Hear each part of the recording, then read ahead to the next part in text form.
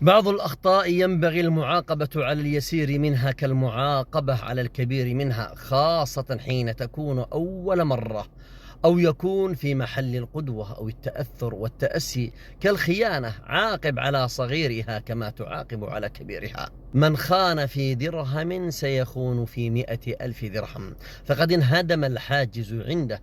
ومن أفشى سرا ولو كان تافها سيفشي أخطر الأسرار، فإياك وإياه، لأن الأمانة منه قد رحلت، فلا تأمنه ولو أقسم داخل البيت المعظم برب البيت الأكرم، فإن يمينه استدراج لك إلى فخ قادم. من كرر إعطاء الثقة لمن خانه في سر أو خانه في مال أو في ثقة أيا كانت، فهو كمن أعطى السكين لمن طعنه بعد أن سقطت منه، فإنه سيكرر الطعن في الوجه بعد أن كان يطعن في الخفاء.